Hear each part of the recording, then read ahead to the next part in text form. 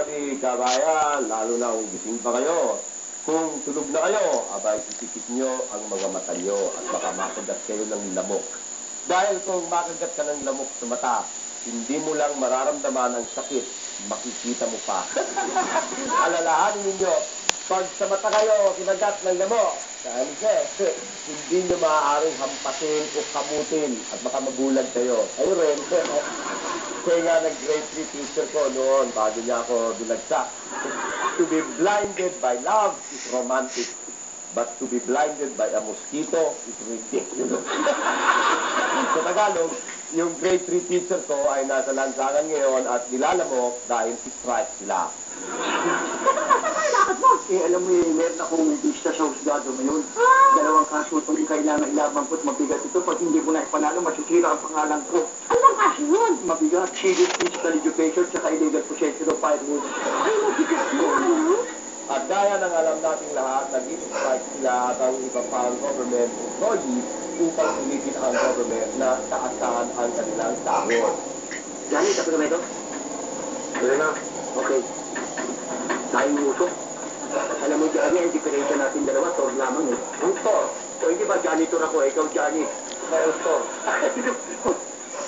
Iba ka din. Naawa. Tigilan mo na yan dyan, magreklamo kayo, magpataas kayo ng sweldo. Bakit kailangan silang mag-strike? Dahil ba mainit ang bakal? While the iron is hot? Ano ang mga hinaing nila? Makatarungan ba? Nag-interview kami ng ilang mamamayan upang alamin ang kanilang reaction. Yeah. Kabayan, nandito po tayo ngayon sa harap ng Tagpi-Tagpi Elementary School at i-interviewin po natin ang isang ale na tila mukhang supporter ng mga nag-i-strike na teacher. Anong masasabi ninyo sa kanilang pag-i-strike? Sa atin lang, Brad, ha? Masama sa negosyo. Masama? Bakit naging masama? Isipin nyo na lang, Miss, hindi ba? Pagka nataas ang kanilang sweldo, o hindi ba dadami ang kanilang pera? That's right. Ngayon, pag dumami ang kanilang pera, siyempre mas marami na silang mabibili doon sa kanilang mga pangangailangan, hindi ba? That's right again. Paano naging masama yun? Teka muna. Ano bang binibenta ninyo sa kanila? Brad, 5-6. Ngayong maliit ang kanilang sahod, lagi silang kapos. Di sa akin sila pumupunta para umutang. Ngayong itataas ang kanilang sahod, hindi na sila gaano magigipit. Abay, paano naman yung negosyo ko? Kawawa naman ako. Ikaw, Brad, magkano gusto mo utangin? Kahit hindi mo pwede. Ito magkano akong Medyo na kayo. Yan naman ang uso ngayon eh. Nakita nyo, lampas-lampas tayo sa kota. Ano yung dalang pera, Hindi sa pera lang nabubuhay ang tao, ha? Meron ba mamang? Nilalaw ko ba ninyo? Ano ba? Makapalbaho ito. Masakit ang ulo ko, ha? Magsilayas na kayo. Kung hindi, baka basagin ko kaya mga mukha ninyo. Kulit ko. Gaya ng sinabi na namin kanina, ang poverty line sa bayan ngayon ay 3,900 kapiso kada buwan. Ibig sabihin, daan-daan libong mga teacher at government employee at ang mga pamilya nila ay hindi makabuhay ng disente dahil awa ng Diyos, ang minimum ng sahod ng teacher ay mga 2,400 lang kada buwan at ang empleyado ay mas mababa pa. Kasi ni Promise Dentita, with daw pera ang government para idagdag sa sahod nitong mga maliliit na teacher at empleyado. Say ng taga-budget, kailangan daw ng mga 15 kabilyon para madagdagan ang sahod nila kahit wala pa rin sa poverty line.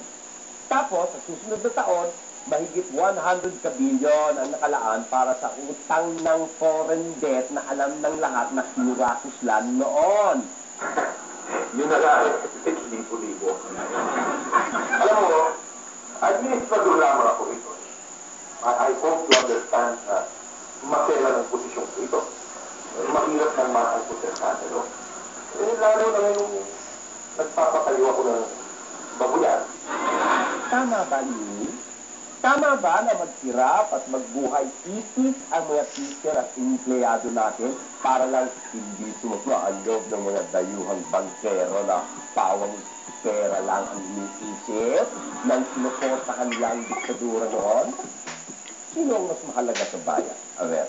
Ang ating mga teacher at empleyadong siyang buhay ng bayan o ang mga dayuhang mapagsamantala?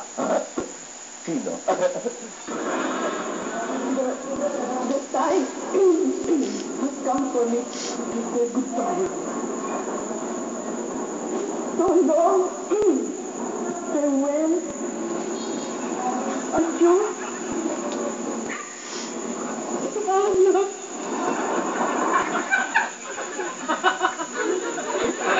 Samantala, habang patuloy ang pagpuprotesta ng mga kawawang teacher at empleyado, patuloy din ang pagmoro-moro ng mga legislador at king congressman na halos kada isa ay may kanya-kanyang solusyon. Puno, ngunit ang kapansin-pansin sa lahat ng mga solusyon nila ay tila wala ni isa nito ang tumitingin sa budget para sa utang ng foreign debt bilang posibleng pagmumulan din mismo ng pera para sa pangangailangan ito. Dahil kung hindi dito manggagaling ang pera, saan pa?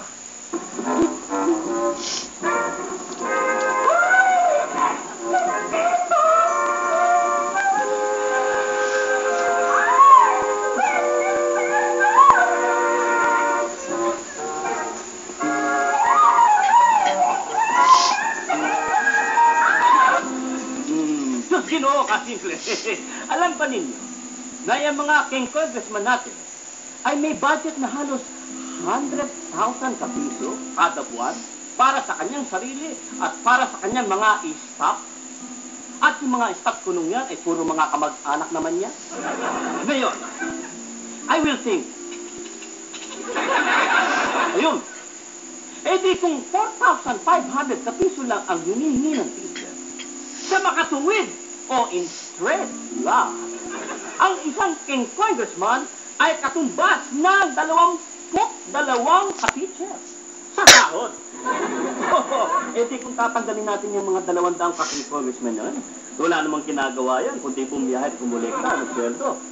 Abay, makakakuha pa tayo ng 4,400 ka-teacher na may pakinabang na sa mga kabataan natin.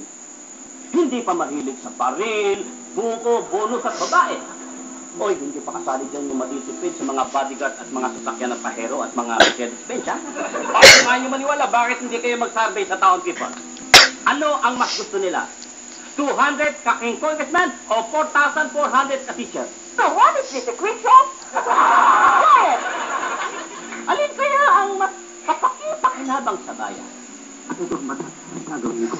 Bawal ang tama, lahat ng trabaho, lahat ng batugan, pakukulong ko. Para ng ating bayan, ang aakeso, lahat ng katraga, pati simento ko, lahat ng buhay, pati simento ko, lahat ng bahay, pati simento ko, pati bukahin, pati simento ko.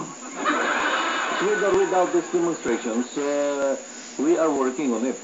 And there is really no need for further demonstrations. And you could see that it has even already given birth to some editorials and column comments na para bagang it has become some sort of blackmail already. Alam ko. And because this is all real, it hurts.